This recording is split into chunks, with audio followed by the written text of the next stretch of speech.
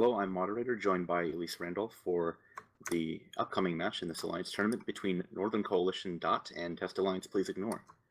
NC Dot has chosen to bring last year's archetype, remixed for this year in the form of 2 Fleet Typhoons, an Eos, Guardian, pair of Spiples, pair of Blackbirds, a Vengeance, and a Vigil.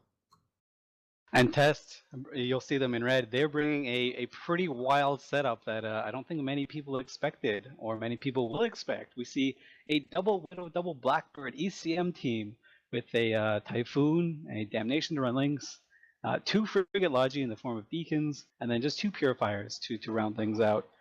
These Purifiers, they're going to have a really hard time staying alive. They're either going to be permanently jammed or eaten up as food as these sequels. We've got a little bit of time, so we can talk a bit about the bans.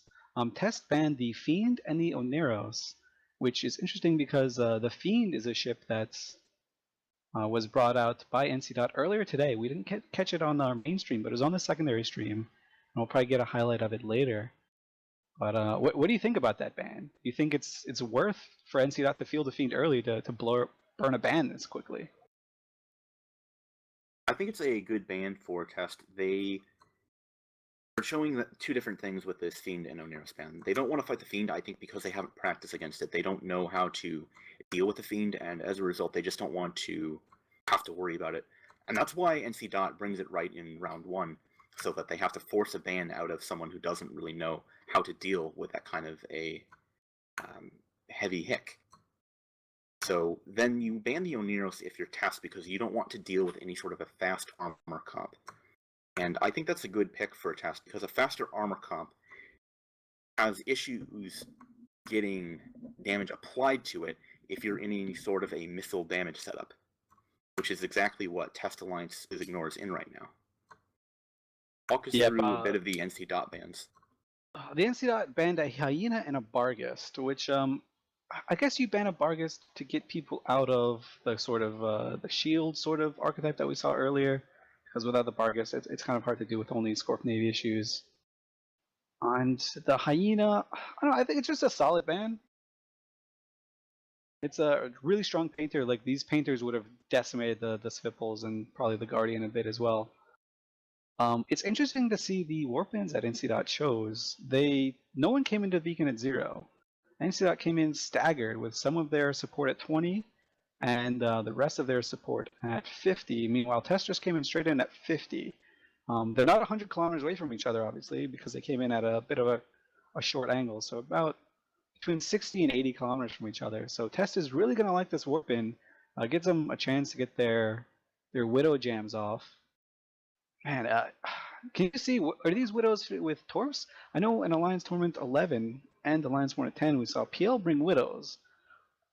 Not really, I don't think I've ever seen any other team bring Widows and get it to work. It's really hard to get an ECM team to work. But man, oh man. Are these Torp Widows or Cruise? Or Rapid Heavy even? I want to say that I believe these are Cruise Widows, actually. They don't appear to have the Rapid Heavy icon on them. I mean, we've seen Widows work in the past, right? We've seen Camel bring a semi-tinker with them, and those have worked out in the past, but the meta's changed a little bit since then. I think Test is going to have trouble applying damage to anything. They don't really have any hard tackle.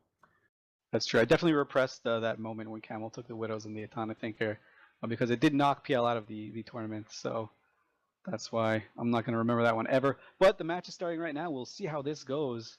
You will see some electron bombs coming out from Test, just 2 waves. A little bit premature. Those bombs might, I don't think they're actually going to close to range. Bombs only having about a 30-kilometer optimal, and then they're going to fall off a bit. Yeah, that was a little bit of premature bomberation coming from Test, for sure. They wanted to use those bombs probably to clear rep drones or to scare off the Svipples from charging in. And maybe in a sense it worked that way because the Svipples didn't charge in, they held back. So it buys them some time. They're charging in now, though. We can see that the Vengeance of Scal is screening around, and Squishmaster in his Spipal is screening around as well. But they're not exactly committing to it. They're just playing for Chin right now, trying to find an opening into Test. So far, though, we can see that Test, look at their control bar massively across the screen. I don't think that NC Dot is able to handle this E-War right now on their Blackbirds. Yeah, it's really important to win the Jam War, right? So the Blackbirds from NC Dot team can probably lock faster. If they got a faster lock on the Widows, they're fine. But if the Blackbirds from Test could counterjam the Blackbirds from NC Dot, then Widows get free reign.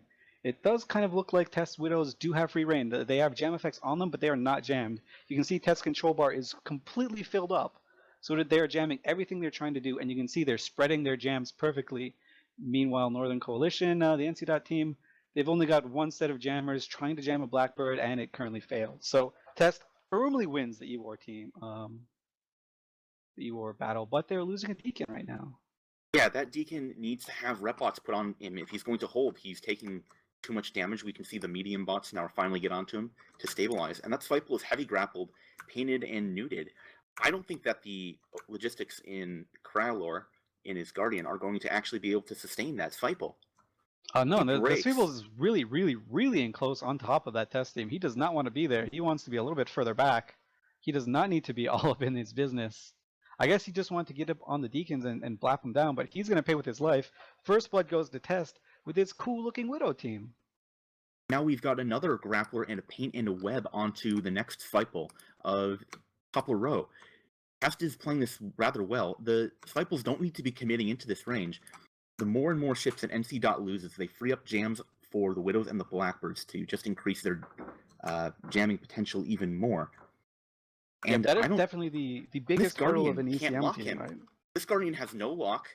Now he's retained it and he's getting reps on.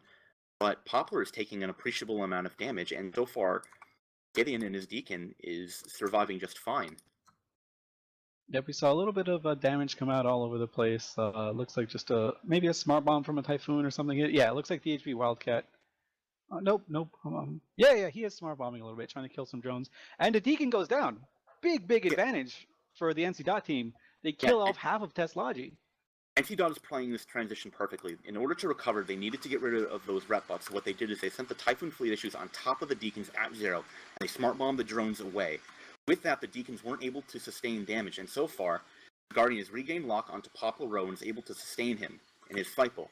If NC Dot can bring this back, and it looks like they are, by killing the next Deacon, they can just get to work on the support core of Test Alliance Please Ignore, and they'll be right back in this fight. Yep, that's always the risk of taking an ECM team is ECM is in fact chance based, as everyone knows. Like, it feels whenever you're flying against ECM that you're always jammed, but when you're flying one of these ships, you never feel like you're getting the jams that you deserve off. And Test just dropped one pivotal jam, and now they lost a Deacon. They're about to lose another Deacon, and the more ships they lose, the worse off they'll be. That sounds like a very John Madden thing to say, but with this, they have such low DPS with this Widow team. You can see from their attack bar is quite small, and they're having a hard time applying it all. Let's see if Dante died. Dante does die. Test is lost their Logi right now, and one of their Purifiers is about to enter armor. Another one is just getting smart bombed to death. Why are these guys right next to each other? The smart bombs having cleared off the rep drones, there wasn't anything able to sustain that Purifier, and NC Dot was eventually, even through gems, going to be able to kill it. Taka Rice down, an incredible pilot from previous.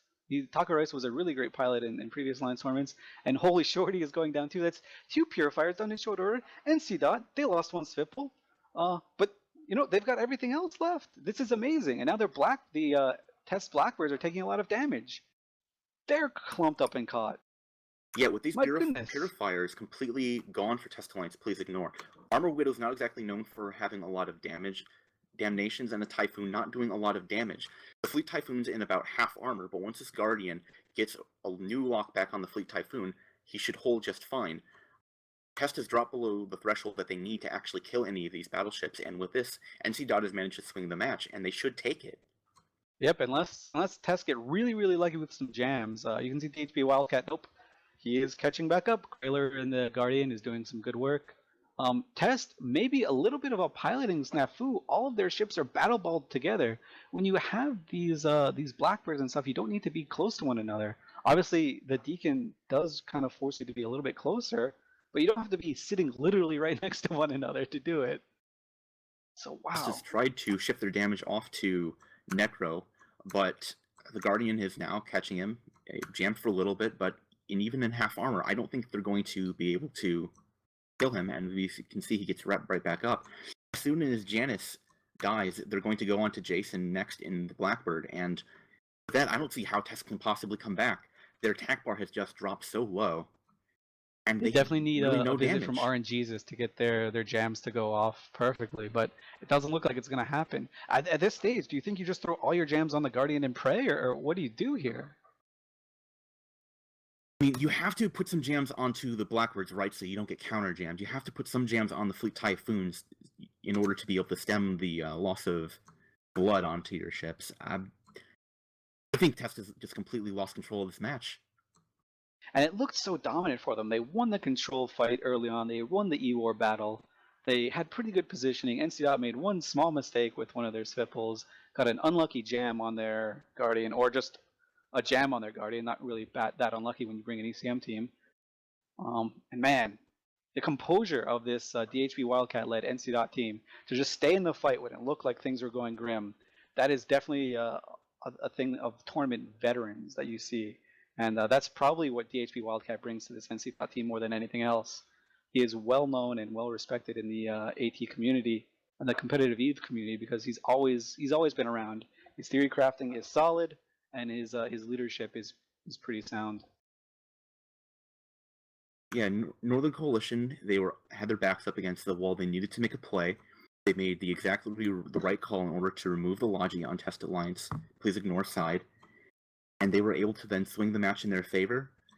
And then, without any damage in the form of their purifiers, Test just couldn't do enough to break anything on the NC dot side. So you can see that BAP is already into low structure, and he should be popping rather shortly. Yeah, perfect target calling by the NC team. Definitely perfect.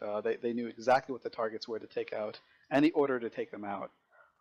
Those purifiers we mentioned before the match, it would be hard to keep them alive with no support wing whatsoever except for jams. And as soon as they died, there was no threat to these Typhoon fleet issues. Really, really great piloting skill. And this is where we talk about the long game a little bit. Do you think that baiting out that Fiend ban, giving them one less ban to have to deal with, do you think that was a worthwhile trade, or do you think that had any impact in this match at all? So we can see that at the initial beginning of the match that it was even close. That was a rather close match, right? I think that it goes a lot more in favor of NC Dot if Test doesn't ban the Fiend and NC Dot's able to bring it. Test is showing that they really didn't have a counter to that by their ban, so they had something of a check to be able to handle this NC Dot setup, but they weren't able to properly apply it. Very interesting, very interesting. And we are seeing a Typhoon going down for the test team. It's not much left for these poor little testies. Their widows all died. Their blackbirds are dead. Their pivotal deacons died, and they did take a little bit of blood going down with them in the form of one Svipple, but not enough, not enough. It's so tough to take an ECM team because it is a roll of the dice. Don't know if this is the ECM team that Test were looking for. We'll have another chance to see what they can bring because they obviously are not eliminated. They'll just go down to the elimination bracket, and we'll see more of them for sure. A team of Test pedigree is for sure to make it into the second weekend. I'd be super shocked if they do not make it into the second weekend. I also am going to really look forward to seeing Test and how they battle through the lower bracket. I think that they're one of the teams that possibly can battle all the way from down in that losers bracket, possibly all the way to top 16 and getting that invite back into the next Alliance tournament. Yeah, for sure, for sure. And then we've got a little bit of time. We see some NC guys are manner looting the field, waiting for this damnation to go down. Oh, never mind. The match ended due to time. Good stuff. I am really on top of things, guys. This is Elise Randolph with moderator. We are done for the day, and we're going to send it back to the booth /studio. We're going to send it back to the studio.